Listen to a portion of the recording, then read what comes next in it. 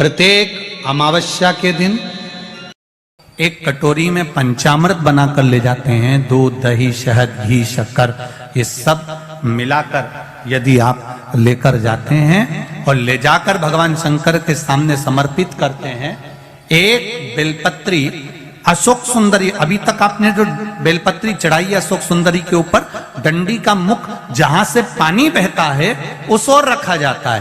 पर जब हमें ऐसा लग रहा है कि हमारे पितृ भूखे हैं या हमारे पूर्वज प्यासे हैं या उनको भाग नहीं मिल रहा, इसलिए मेरा कोई काम नहीं हो रहा, इसलिए शिव राजी नहीं हो रहा है, तो ये बेलपत्री के भाग को बदल दिया जाता है। ये बेलपत्री अशोक सुंदरी की जगह पर जब चढ़ाया जाता है तो ये पत्ती का जो भाग है जहां से पानी बहता है उस ओर रखा जाता है और ये डंडी का भाग शिवलिंग की ओर रखा जाता है। और यहीं पर भगवान शंकर को जो तुम पंचामृत बनाकर लेकर गए हो वो पंचामृत चढ़ाया जाता है और वही पंचामृत थोड़ा सा शिवलिंग पर चढ़ा दिया जाता है। उसके बाद में पितृ पूर्वज जल की आस नहीं रखते, न भोजन की आस रखते हैं, क्योंकि शंकर उनको तृप्त कर देते हैं, शिव उनको पूर्ण कर देते हैं। पितृदोष के 4 लक्षण सबसे प्रबल। पहला लक्षण है 1 रुपया कमाओ, 1.25 रुपए खर्च हो रहे हैं, कमाई लेना पितरों का दोष है। दूसरे नंबर का, एक व्यक्ति घर में बीमार है, ठीक हुआ, दूसरा बीमार पड़ गया, घर में कोई ना कोई निरंतर बीमार पड़ा हुआ है। तीसरे नंबर पर आप कोई पूजन की थाली लगाए, किसी को भोजन देने जा रहे थे, किसी को पानी देने जा रहे थे और आपकी ट्रे में से, आपके हाथ से अगर कोई भरा हुआ पात्र, कोई सामग्री गिर गई, पूजन की थाली तुम्हारे हाथ में है और पूजन की थाली में से मालूम पड़े कोई सामान गिर गया नीचे, समझ लो कि पितृ का दोष है। चौथे नंबर पर दोष का वर्णन किया गया, घर में जितने सदस्य रह रहे हैं अगर वो किसी न किसी रूप में एक दूसरे पर चिढ़कर बोल रहे हैं, क्रोध कर बोल रहे हैं, समझ लेना कि कहीं ना कहीं पितरों का दोष। तो लगता है स्वप्न में कोई मुर्दे दिख रहे हैं या कोई जल रहा है या कोई मर रहा है या कोई चला गया है, ऐसा भय लगता है। बच्चों को मानी भेजूंगी ऐसा हो जाएगा, पति को मानी भेजूंगी ऐसा हो जाएगा, कोई हमारे कोई गलत तो नहीं कर रहा है, आपको लगता है। के दिन 7 स्थान शिवलिंग के बताए हैं जहां पर भूल से भी अगर कोई चंदन की उंगलियां लगा देता है, 7 स्थान ऐसे हैं जहां चंदन की मात्र उंगलियां लगा देने से ही शिव पितृलोक के पितरों को मुक्ति प्रदान करके वैकुंठ लोक का निवास दे देते हैं। 7 स्थान, और वो 7 स्थान जो चंदन के बताए गए हैं। पहला, भगवान देवादिदेव महादेव के शिवलिंग पर चंदन का लेपन, समझ लेना जरा बहुत अच्छे से। 7 स्थान चंदन के बताए हमारे। पहला शिवलिंग। दूसरा, जहां गणेश जी का स्थान है, मालूम है ना सबको, जम के बोलो जरा, मालूम है ना सबको, जहां गणेश जी का स्थान है वहां अलग से गणेश जी बैठे, वहां नहीं, शिवलिंग में जलाधारी के ठीक सामने, राइट में गणेश, लेफ्ट में कार्तिकेय, बीच में अशोक सुंदरी। तो पहला चंदन बाबा के शिवलिंग पर, दूसरा गणेश जी पर चंदन की उंगली, तीसरा षडानंद कार्तिकेय पर चंदन की उंगली, चौथा अशोक सुंदरी पर चंदन की उंगली, पांचवा जलाधारी पर चंदन की उंगली, छठा जो शिवलिंग का जल बह रहा है इसके ठीक विपरीत की ओर चंदन की उंगली, और 7वां चंदन नंदी के मस्तक के ऊपर जो 2 सींग लगे रहते हैं उस पर चंदन की उंगली। ये कब लगाई जाती है? या तो अमावस्या के दिन, आपको लगता है कि हमारे पूर्वजों का उद्धार नहीं हुआ, हमारे पूर्वजों का कल्याण नहीं हुआ, कहीं अधोगति में कोई चला गया है, उसका बस एक बार, रोज नहीं जरूरत है, प्रतिदिन जरूरत ही नहीं, महीने में एक बार अगर अमावस्या के दिन भी आपने चंदन के थोड़ा सा चंदन अगर मेरे देवादिदेव महादेव को 7 स्थान पर समर्पित किया है। अशोक यहाँ पर वर्णन कर रही है, मैना, धन्य और कला की कथा कर रही है। तीनों ने सनकादि ऋषियों से मांगा।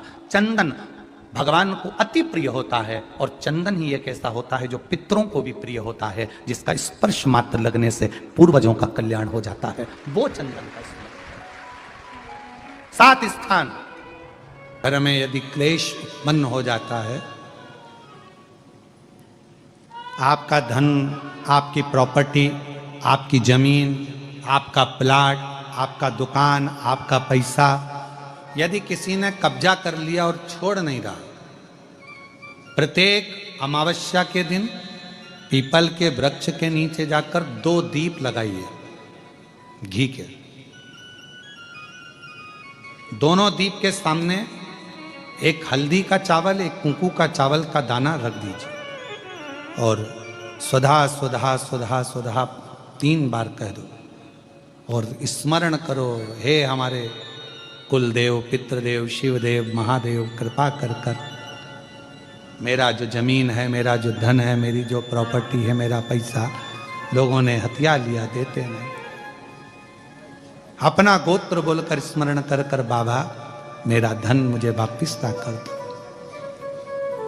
एक अमावस्या पर करो, फिर अगली अमावस्या करो, ऐसे 2-4 अमावस्या करोगे। जिसने ले रखा है वो खुद सोचेगा कि मुझे क्या हुआ, कि मुझे देना है, उसका पैसा चुकाना है, धन रखेगा नहीं। पितृ सुधा का नाम स्मरण करते से, जब हम सुधा सुधा सुधा सुधा कहते हैं, पितृ उसको स्वीकार करते हैं। जैसे अग्निदेव की धर्म पत्नी स्वाहा, क्या है, जम के बोलो जरा, स्वाहा। जब हम यज्ञ करते हैं, सांकल ले देते हैं, ओम वैष्णवे स्वाहा। स्वाहा बोलते से ही अग्नि देवता की धर्म पत्नी उस भाग को देवताओं को देती है। उसी तरह तर्पण, तिलांजलि, पिंड, तर्पण आदि जितने भी हम पितरों के लिए कर्म करते हैं, उसमें हम स्वधा स्वधा बोलते हैं। जब स्वधा बोलते हैं तो वो स्वधा पितरों को भाग देती है और पितरों से कहती हैं, ये मेरा बेटा दुखी है, इसको ये तकलीफ है, इसको ये कष्ट है, तुम इसका ये कष्ट पितृदेव मिटा दीजिए, महादेव की आज्ञा है, इसको सही कर दीजिए। करते, श्रेष्ठ करते। ओम जयंती मंगलाकारिणी भद्रकाली कपालिनी दुर्गा क्षमा शिवा स्वाहा स्वधा नमोस्तुते। ओम जयंती मंगलाकाली भद्रकाली। स्वधा का उच्चारण हमको सुख प्रदान करता है, स्वधा का उच्चारण हमें संपदा प्रदान करता है। अगर किसी व्यक्ति के जीवन में खो गया, कर्जे में डूब गया, कर्जा बहुत हो गया, पैसा चले गया, गाड़ी चली गई, मकान चले गया, सब गिरवे रखा गया, सब कुछ समाप्त हो गया, उसको प्रत्येक प्रदोष को, प्रत्येक अमावस्या को घी का दीप किसी भी पेड़ के नीचे, ये 5 वृक्ष बताए हैं पितृभाव के, उन 5 वृक्ष में से कहीं पर भी बड़, पीपल, आंवला, शमी, बेलपत्र आदि 5 वृक्ष में से किसी भी वृक्ष के नीचे प्रज्वलित करे और काम ना करे, उसका कर्जा चूकता ही है, चूकता। 4 कितना भी पितृदोष हो, कितना भी, बेटों की शादी नहीं हो रही, बेटियों का संबंध नहीं आ रहा, घर में क्लेश बना हुआ है, अशांति बनी हुई है, मानसिक टेंशन बना हुआ है, 1 रुपए कमाओ 1.25 रुपए खर्च हो रहा है, कोई समझ में नहीं आ रहा, कोई रास्ता नहीं सूझ रहा, एक चावल का आखा दाना लेकर परिंदे के पास, परिंदा जानते हो सब लोग, हंडा, मटका, पानी भरने का मटका, हंडा, घड़ा, गगरा, जो घर के रसोई घर में जो पानी का स्थान होता है, एक चावल का दाना रसोई घर में रखकर उस चावल के दाने को साथ में लेकर और 1 लोटा जल हंडे का, मटके का, परिंदे का, घड़े का भरकर जाइए और वो परिंदे का पास का चावल का दाना और 1 लोटा जल, पहले चावल का दाना शिव जी के शिवलिंग पर समर्पित करो, फिर 1 लोटा जल, जहां जलाधारी होती है, जलाधारी इधर की है तो आप इधर खड़े हो, जलाधारी उत्तर की है तो आप यहाँ दक्षिण की ओर खड़े होकर शिव जी पर जल चढ़ाना प्रारंभ करें। यहाँ जल बह रहा है शिवलिंग का, तो आप इधर खड़े होकर जब जल चढ़ाओगे, चावल का दाना रखकर, कैसा भी पितृदोष हो वो सारा पितृदोष समाप्त होता है। बेलपत्री के वृक्ष के नीचे बैठकर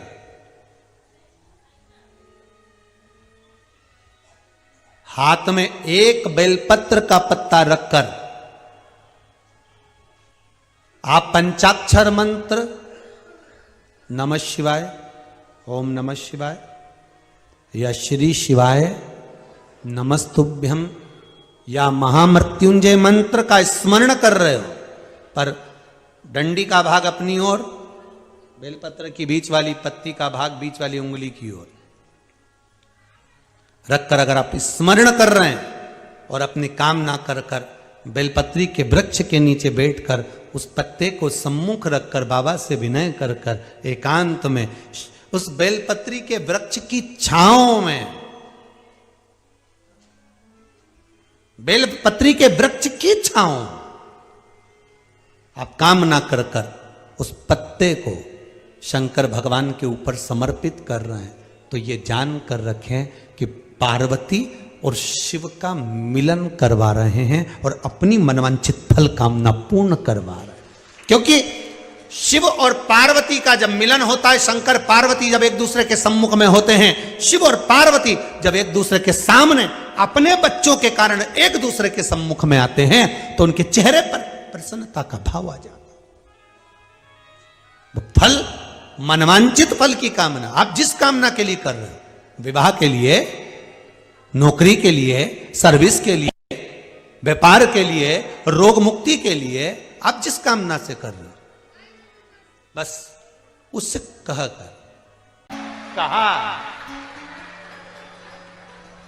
त्रिशूल को पकड़ते हैं, एक जगह से पकड़ते हैं कि 3 जगह से पकड़ते हैं? एक जगह से। त्रिशूल में नोक कितनी होती है? 3।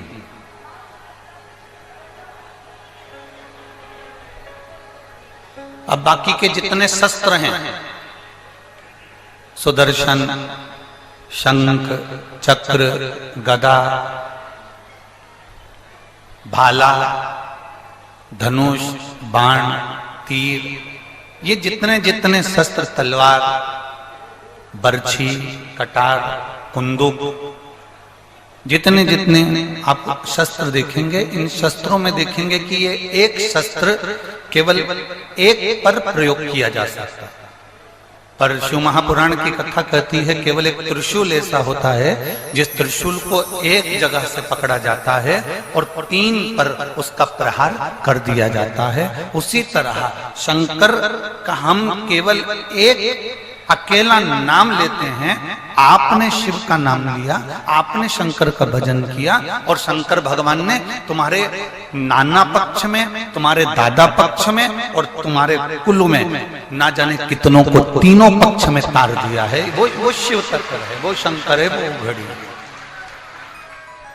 बोल बम का नारा है, बाबा उसने तार दिया, उसने साथ।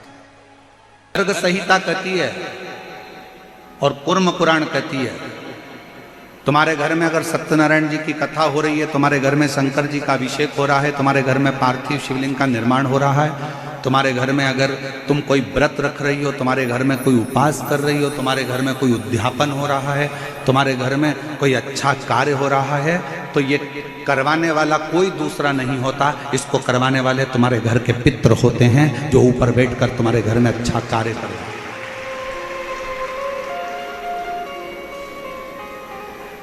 पार्वती जी को अगर शिव जी के शिवलिंग की पूजन की महत्वता कोई बता रहा है, तो पार्वती जी को पूजन की महत्वता उनके नाना नानी ने बताई, पितरों ने बताई। इसीलिए तो शंकर जी को जल चढ़ाने वाले को पितृदोष नहीं लगता। क्यों नहीं लगता? क्योंकि शिव जी पर आप जल चढ़ाते हो ना, तो शंकर भगवान का चढ़ा हुआ जल हस्त कमल की ओर जाता है पार्वती जी के, और पार्वती जी के हस्त कमल पर जैसी जल जाता है तो नाना नानी बड़े प्रसन्न हो जाते हैं अपनी नातिन को देखकर कि मेरी नातिन पर लोग पूजन कर रहे हैं, जल चढ़ा रहे हैं, तो पितृ आशीर्वाद देते हैं। शंकर पर जल चढ़ाने पर 3 दोष समाप्त हो जाते हैं। पहले नंबर का वास्तु दोष, दूसरे नंबर का पितृ दोष और तीसरे नंबर का काल सर्प दोष। ये 3 दोष शिव पर जल चढ़ाने से समाप्त हो गए। पितृ प्रसन्न होते हैं, पूर्वज आनंदित होते हैं।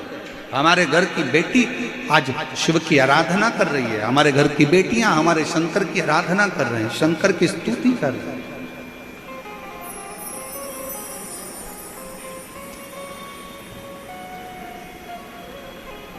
शिव आराधना में डूबे हुए हैं। कितना भी पितृदोष हो, कितना भी, बेटों की शादी नहीं हो रही, बेटियों का संबंध नहीं आ रहा, घर में क्लेश बना हुआ है, अशांति बनी हुई है, मानसिक टेंशन बना हुआ है, 1 रुपये कमाओ 1.25 रुपये खर्च हो रहा है, कोई समझ में नहीं आ रहा, कोई रास्ता नहीं सूझ रहा, एक चावल का आखा दाना लेकर परिंदे के पास, परिंदा जानते हो सब लोग, हंडा मटका, पानी भरने का मटका, हंडा, घड़ा, गगरा, जो भी होता है, जो घर के रसोई घर में जो पानी का स्थान होता है, एक चावल का दाना रसोई घर में रखकर उस चावल के दाने को साथ में लेकर और एक लोटा जल हंडे का, मटके का, परिंडे का, घड़े का भरकर जाइए और वो परिंडे का पास का चावल का दाना और एक लोटा जल, पहले चावल का दाना शिव जी के शिवलिंग पर समर्पित करो, फिर एक लोटा जल जहां जलाधारी होती है, जलाधारी इधर की है तो आप इधर खड़े हो, जलाधारी उत्तर की है तो आप यहां दक्षिण की ओर खड़े होकर शिव जी पर जल चढ़ाना प्रारंभ करें। यहां जल बह रहा है शिवलिंग का, तो आप इधर खड़े होकर जब जल चढ़ाओगे, चावल का दाना रखकर, कैसा भी पितृदोष हो वो सारा पितृदोष समाप्त होता ही है और घर में शुभ कार्य होता है। पितरों की शांति का मूल क्रम है शंकर की स्तुति। कोई ने कह दिया वास्तु के हिसाब से तुम्हारी बाथरूम गलत बनी है, तुम्हारा दरवाजा बना है गलत, तुम्हारा रसोई घर गलत बना हुआ है, सीढ़ियां गलत बनी है, ये गलत बना है, वो गलत बना है, सारा तोड़ तोड़ा के तुमने बार बार बनाया, सीढ़ी इधर लगा दी उसके कहने पर, तुमने बाथरूम उधर बना ली उसके कहने पर, उसके बाद भी घर में शांति नहीं है, पूरा वास्तु के हिसाब से मकान बनाया, पूरे वास्तु के हिसाब से घर बनाया, उसके बाद भी अगर शांति नहीं है तो कुछ मत करो, एक लोटा जल शिव जी को चढ़ाओ और शंकर जी को एक लोटा जल चढ़ाकर वही जल अशोक सुंदरी पे चढ़ाओ, गणेश कार्तिकेय पर चढ़ाओ और वही जल उठाकर थोड़ा सा लेकर आओ, घर के 4 कोने में उस जल को छींटना प्रारंभ करो, वास्तु दोष अपने आप समाप्त हो जाएगा। आपको बाथरूम बदलने की जरूरत नहीं, घर बदलने की जरूरत नहीं, व्यापार बदलने की जरूरत नहीं, अपने आप धीरे धीरे धीरे धीरे बदलता चला। पर विश्वास, मानो तो गंगा माँ और ना मानो तो बहता पानी। आप मानोगे तो गंगा जी है, ना मानो तो बहता पानी, आपके ऊपर निर्भर करता। इस घर में से एक लोटा जल देवाधिदेव महादेव को चढ़ाने के लिए निकलता है, घर के अंदर से एक लोटा जल निकलकर जब शंकर के मंदिर में जाता है, उसी समय पर 3 दोष उसके घर के समाप्त हो जाते हैं। पहले नंबर का, घर के अंदर से जल गया तो वास्तु दोष समाप्त हो गया। दूसरे नंबर पर, घर के रसोई घर में मटके में, हंडे में, टंकी में से जल गया तो पितृदोष शांत हो गया। और तीसरे नंबर पर, घर के अंदर से जब हम जल लेकर निकलते हैं, अपना दरवाजे से बाहर निकलते हैं शिव को जल चढ़ाने के लिए, तो काल सर्प दोष समाप्त हो जाता है। ये 3 दोष उसी क्षण समाप्त। हम कहते हैं लक्ष्मी आए तो मैं दान करूं, हम कहते हैं कि लक्ष्मी आएगी तो हम दान करेंगे, पैसा आएगा तो हम दान करेंगे, धर्म करेंगे, पुण्य। आप और हम कहते हैं कि लक्ष्मी आए तो हम दान करें, और लक्ष्मी कहती है कि तुम दान करो तो मैं आऊं। दोनों एक दूसरे का इंतजार करते हैं।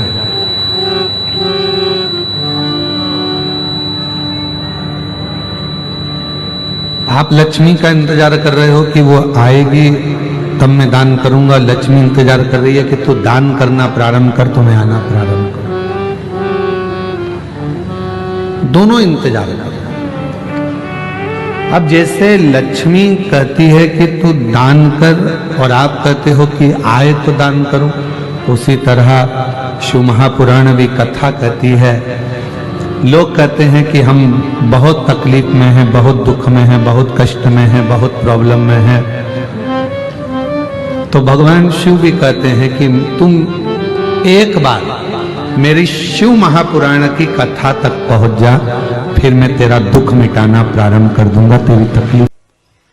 जितने लोग कथा सुन रहे हैं, अगर गण का मतलब नहीं जानते तो पहले कथा में प्रवेश करने से पहले, शिव महापुराण में पहुंचने से पहले हम समझ लें कि गण का मतलब क्या है।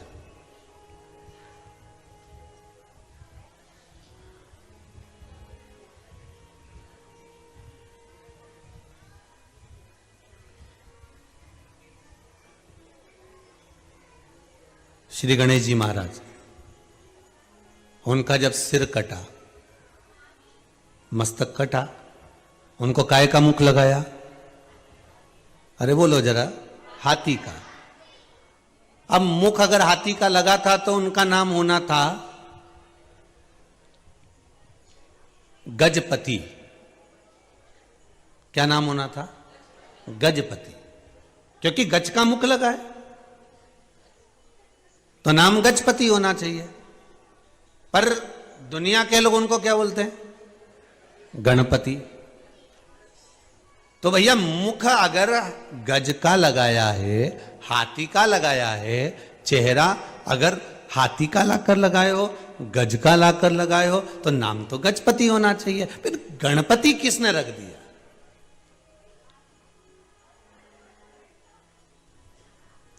हाथी का मुख लगते ही तो गजपति नाम हो जाए। भाई हमारे यहां तो कई कई बहनों का नाम पूर्णिमा है, तो पूर्णिमा नाम क्यों रख दिया? तो क्या ये पूनम के दिन हुई थी, ठीक है, तो इसका नाम पूर्णिमा रख दिया। काली थी तो इसलिए इसका नाम काली रख दिया, ठीक है। हमारे यहां नाम बड़े बड़े विचित्र रखते हैं। अब ध्यान देना जरा गणेश जी के नाम की ओर हो। फिर किसी ने कहा साहब इसका नाम शांति क्यों रखा? जपति, मतलब कुछ ना कुछ गणों का साथ यहां रहा होगा, इसलिए नाम। हाथी का मुख लगा था भगवान गणेश जी के जन्म के समय, जब हाथी का मुख लगा तो गजपति नाम होना चाहिए, पर नाम क्या रखा है?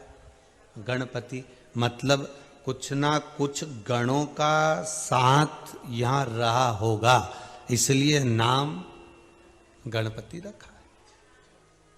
हम कहें कि शंकर जी के गण, कई कई आप लोगों को भी कह देते होंगे, हम बताओ रोज मंदिर जाती है ऐसा लगे ये तो शंकर जी की गण है, ये रोज शिव जी के मंदिर में पूजन करता है, ये शंकर जी का अनुमोदन करता है, शिव जी पे एक लोटा पानी चढ़ाता है, शंकर की भक्ति में डूबा रहता है, ऐसा लगता है कि शंकर का गण है। मतलब केवल ये पीछे दिख रहा है ना, ये मत समझना इनको भूत प्रेत डाकनी पिशाचनी है चुड़ैल आदि, ये शिव जी के गण है। पर गण का मतलब क्या होता है?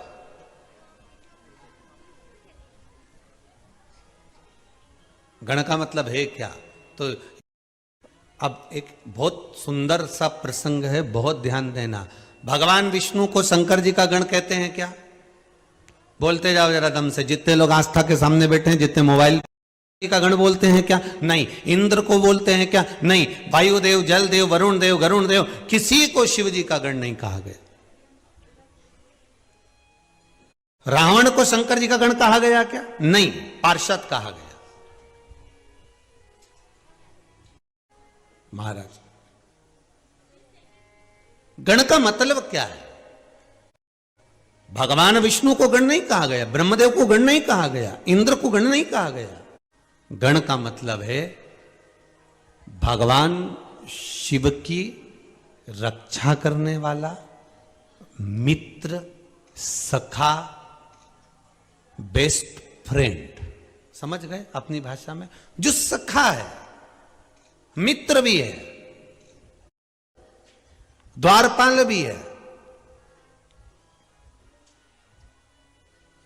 एक अच्छा मित्र, एक अच्छा सखा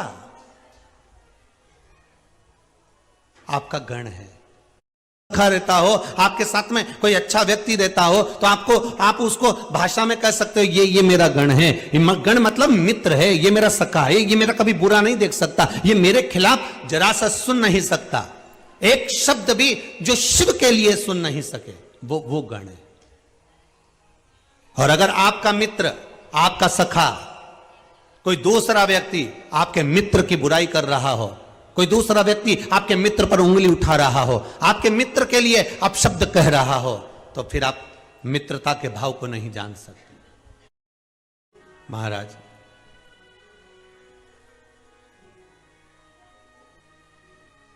गण का मतलब है भगवान शंकर का सखा। गण का मतलब है भगवान की